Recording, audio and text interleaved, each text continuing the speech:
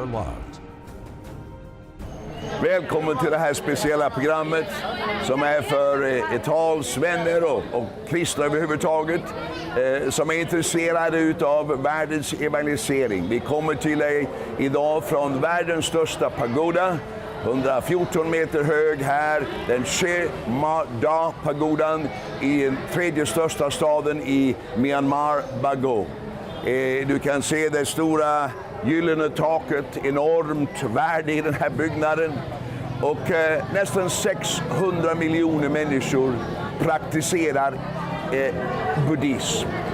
Och för många, till och med som är intresserade av världens evangelisering, så nämns inte mycket om buddhismen alls. Det finns två huvudformer av buddhism. Buddhismen som lägger betoning på samhället i stort. Och den här praktiseras framförallt i Kina, Japan, Vietnam och så vidare. Här i Myanmar praktiserar man Theravada-buddhism som bygger starkt på individen. Att individen ska skaffa sig meriter för att komma in i en högre andlig ställning. Och man jobbar ständigt på detta att få meriter så man blir accepterad. När det gäller att nå buddhister med evangelium så vill jag citera en av världens främsta missionsexperter, Paul Hathaway, och jag översätter nu från hans bok Den buddhistiska världens folk, där han skriver så här, och jag översätter från engelska. Buddhistvärlden, speciellt med munkar och nunnor, ses som onårbar och orörbar. Med sina rakade huvuden, orangea och saffronfärgade dräkter och mysteriska ritualer, så är miljoner av buddhistmunkar i Afrika, de lämnas helt oberörda av kristna. Så med andra ord, vi säger här, left alone by Christians. Att kristna liksom menar att de är omöjliga att nå. Men det är inte vår upplevelse här. Och nu när Taina och jag ska in i den här pagodan och Jakob Wendesten är här med mig, och du kommer att se dem alldeles strax, så ska vi tala lite mer om vad som händer här. Men först går vi till ett litet klipp som jag spelade in efter första mötet av vår kampanj här i Dagbok. Så vi ses lite senare när vi kommer längre in i pagodan. Första kvällen är nu över här i Dagbok, den tredje största staden i Burma. Och här är ett pionjärarbete. Det är nästan svårt att hitta de rätta orden för att beskriva vad som händer. Hur går det till? Vi har ju hört att det var 20 församlingar här i stan. Men när vi tittar lite närmare så märker vi att de har väldigt små församlingar. Jakob Wendesten besökte en av de största församlingarna på en söndag, 15 personer. Så hur sköter vi det här? Mötesvärdar. Jo, Gud ger oss favör. Till exempel så står det i Apostlagärningarna att det fanns det som talade välvilligt om vägen. Alltså de var inte kristna ännu. De var inte frälsta. Men de var öppna i sin attityd. Vi hittar sådana människor här. Till exempel, vi har en stor grupp unga muslimska män som inte är kristna, men de är välvilliga, de lyssnar, de vill ta emot, och de hjälper oss som mötesvärdar tillsammans med de kristna som finns här. Och de delar ut material och så vidare och sköter om att folk kommer in i mötet och så vidare. Gud ger oss favör. Igår hade vi en vänskapslunch och då var det ledare för den största religionen, buddhismen, och sen hinduistledare och islamska ledare. Och ikväll satt de på plattformen och jag predikade kompromisslöst om Jesu död och uppståndelse.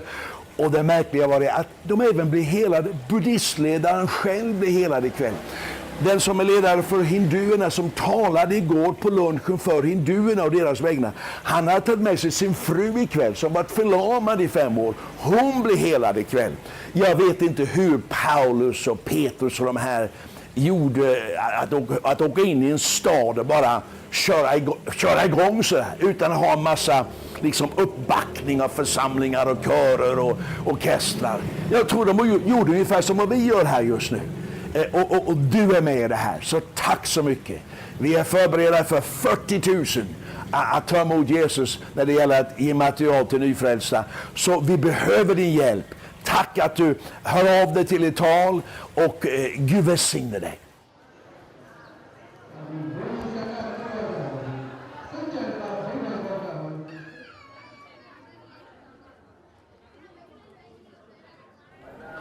Precis som i alla religioner, när man bygger en sån här jättebyggnad så handlar det om att man tror att här finns någon sorts andlig koppling, någon andlig kraft just i den här platsen. Och när den här byggdes för nästan 1200 år sedan så trodde man att man hade 2 hårstrån från Buddha, alltså Siddhartha Gautama, som levde då 2500 år sedan, 2600 år sedan. Och senare också att en av hans händer finns här. Och därför byggdes det här. Och här tror man att det finns någon speciell kraft. Hur är det nu med evangelium här? Jo, det finns 238 folkgrupper inom buddhismen.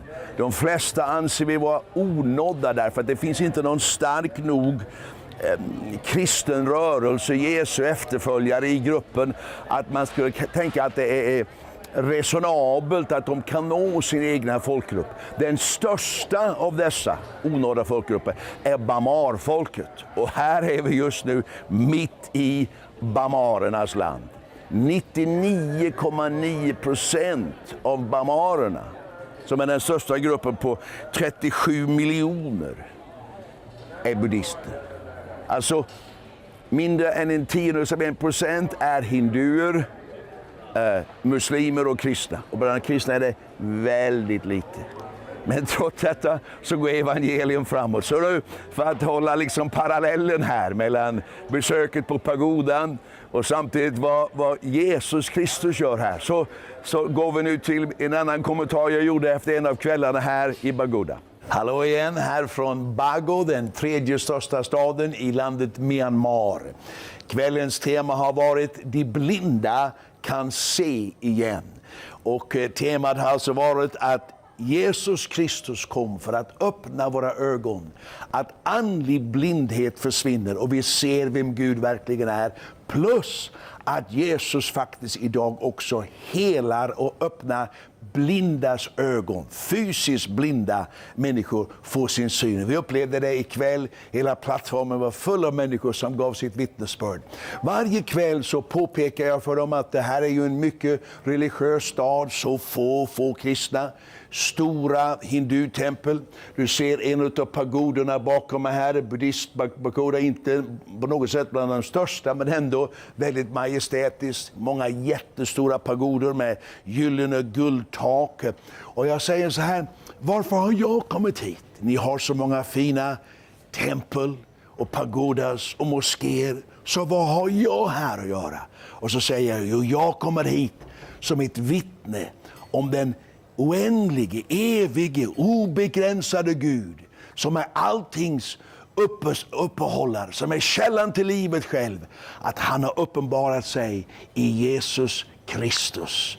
Och sen börjar jag predika om varför Jesus kom och vad Jesus gjorde och korset och uppståndelsen. Och sen inbjuder vi människor att ta emot frälsning och tusentals gensvarar. Och sedan så ber vi då, först ikväll bad vi för dem som var fysiskt blinda. Och så många upplevde helande. Buddhister, hinduer, muslimer. Vi har buddhistledare som deltar, hinduledare deltar. Det här är ett genombrott för evangelium.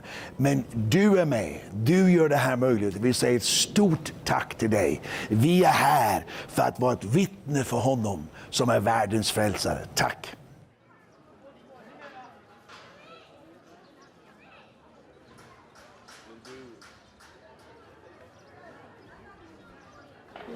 Här kan du se den gyllene pagodan bakom oss här, och Taina är med mig här nu, och alldeles strax så ska jag be henne göra en kommentar lite om hur hon upplever det här i buddhistvärlden, hennes erfarenhet.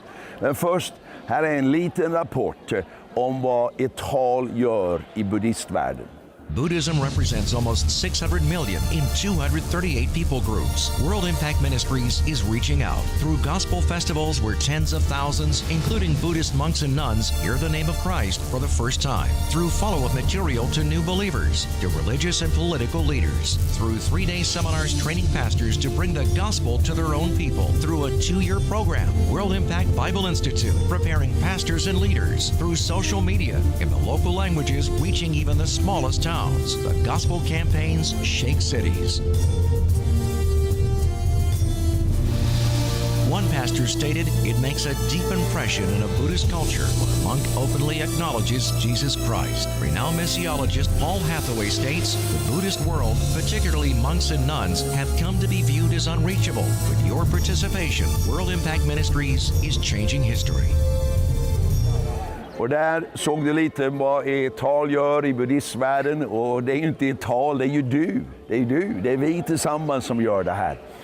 Och Taina är med mig här nu och jag ska försöka få henne att prata lite svenska. Hon menar att hon inte är så duktig, men jag tror det går nog, tror jag. Alltså vi känner oss båda imponerade av byggnaderna och allt guldet här. Och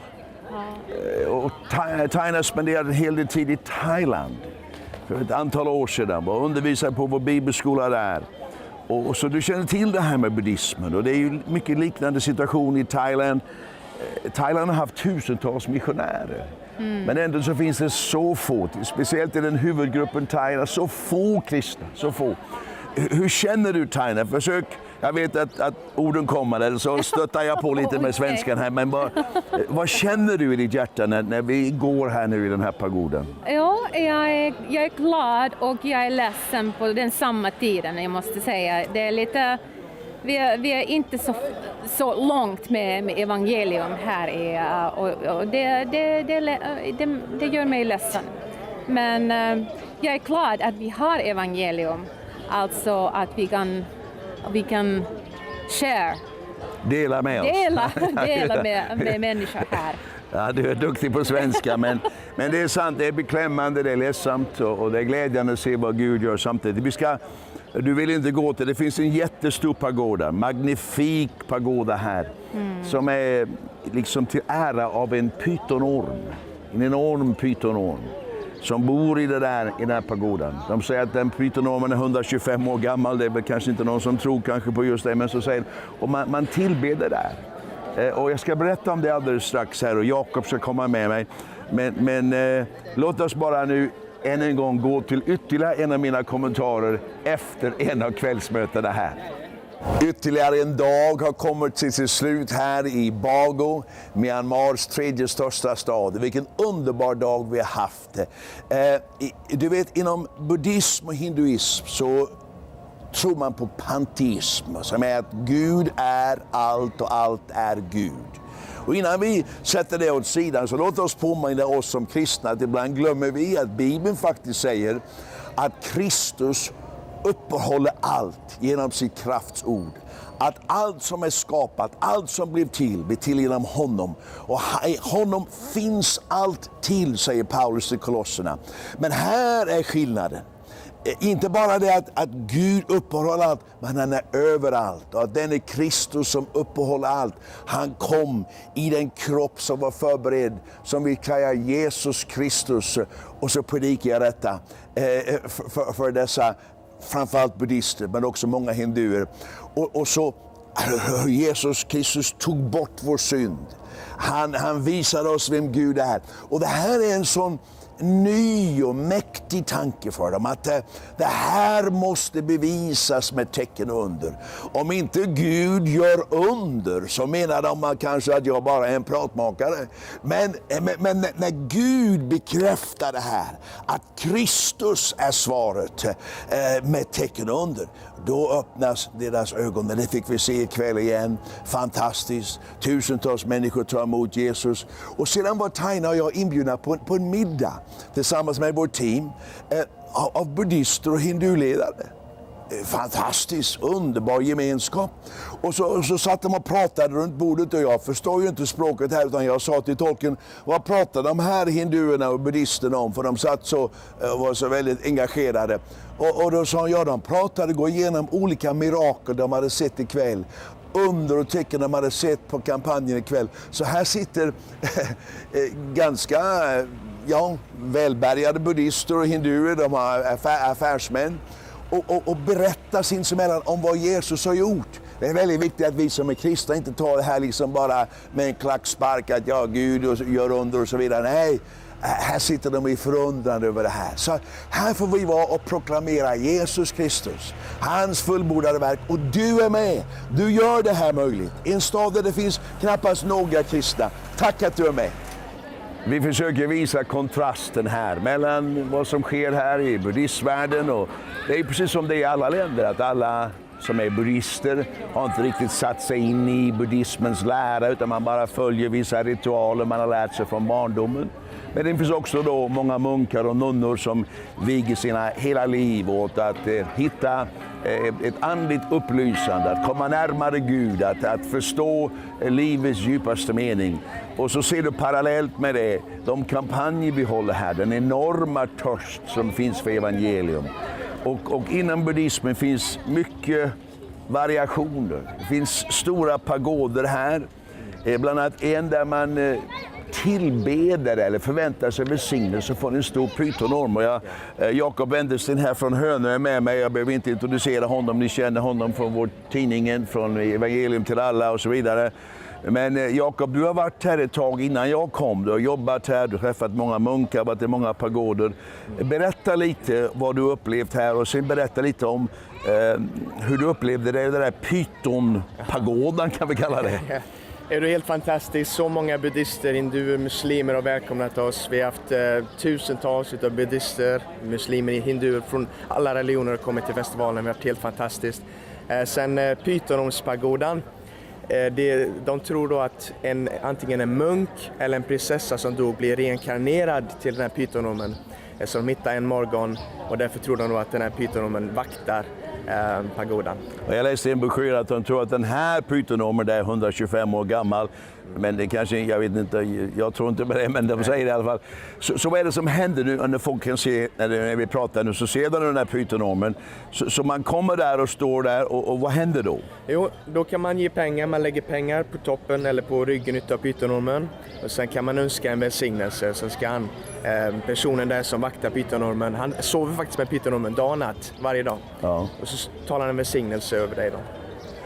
Så det är liksom, du kommer med ett bönämne, och sen så proklamerar han ut någon sorts lösning eller välsignelse på dig. Precis. Hur känner du i hjärtan när du ser det här? Ja, evangeliet är ju precis tvärtom.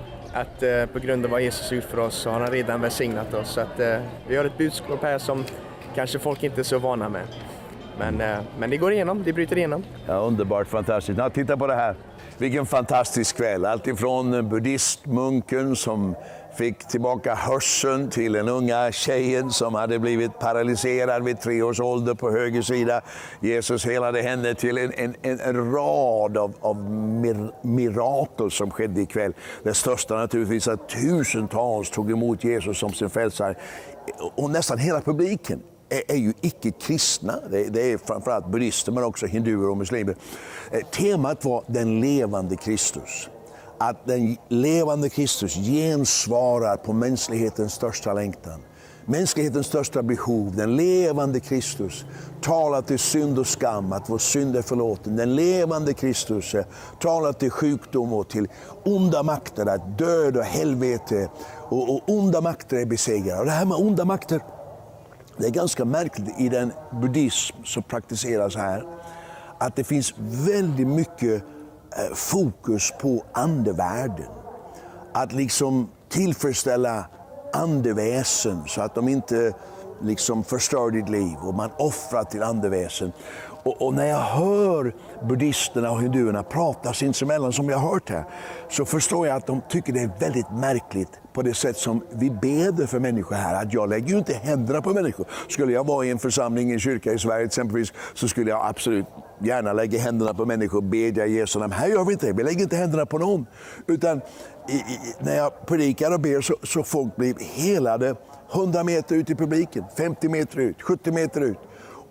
Och sen när de kommer och berättar att de blir helade, så tycker buddhisterna att det här är så märkligt. De säger att det här bevisar ju att det inte är du, Peter Ljunggren, utan det är den här Jesus Kristus som gör det. Du behöver ju inte ens röra vid dem. Så jag ser att det här sättet som Gud har gett oss att jobba på, det blir väldigt kraftigt för dem här. Så jag bara vill säga än en gång ett tack till dig. För att det vi gör här, det gör vi ju tillsammans. Det är inte det att jag gör det här och Jakob Wendesten är här och Taina och hela vårt team. Du kanske inte ens vet vad de heter, men de var här, många av dem. Utan det är vi tillsammans och du är en del i det här. Och det största är att tusentals säger ja till inbjudan att ta emot Jesus som sin frälsare. Gud välsigne dig. En av de frågorna jag får det från pastorer och ledare här, jag får det över hela världen. De säger, Peter, hur når du buddhister?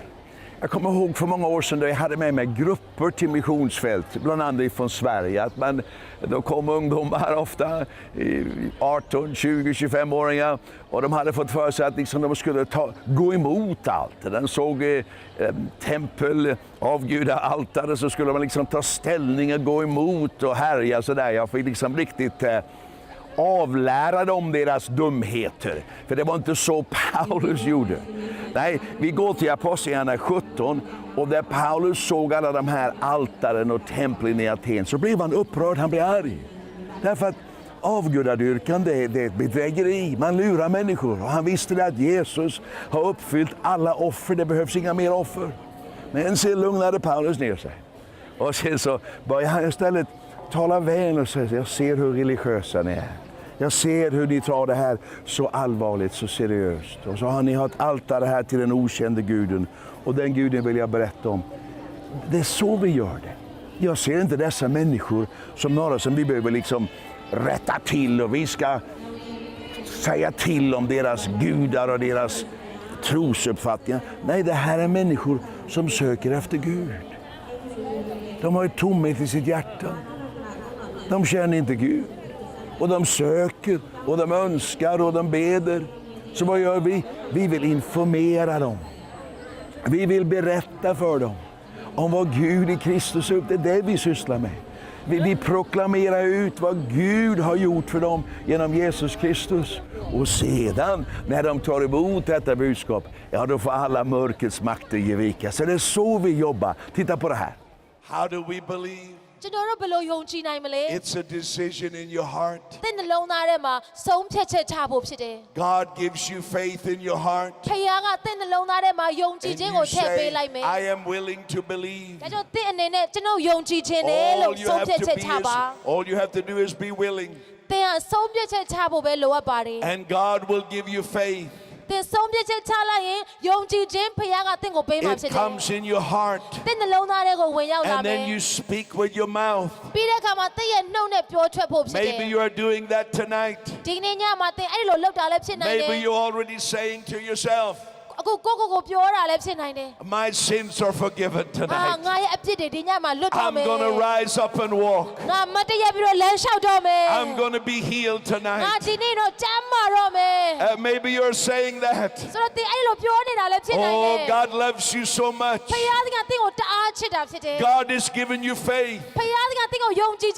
And faith takes us to action. Vi har försökt att visa lite under den här halvtimmen vad som händer i buddhistvärlden. Du såg där i ormpagodan, pytonormen. Och det finns många andra exempel på det. Människor söker och hungrar efter Gud. Men så lite görs för missionen. Om du räknar globalt, mindre än 1% av alla pengar som samlas in till kristen verksamhet går till att nå de 30% av världens befolkning som aldrig hört om Jesus. Här är vad Etal gör. Buddhism represents almost 600 million in 238 people groups. World Impact Ministries is reaching out through gospel festivals where tens of thousands, including Buddhist monks and nuns, hear the name of Christ for the first time. Through follow-up material to new believers, to religious and political leaders. Through 3-day seminars training pastors to bring the gospel to their own people. Through a 2-year program, World Impact Bible Institute, preparing pastors and leaders. Through social media, in the local languages, reaching even the smallest towns. The gospel campaigns shake cities. One pastor stated it makes a deep impression in a Buddhist culture when a monk openly acknowledges Jesus Christ. Renowned missiologist Paul Hathaway states the Buddhist world, particularly monks and nuns, have come to be viewed as unreachable. With your participation, World Impact Ministries is changing history. Delen de sista sekunderna av det här programmet.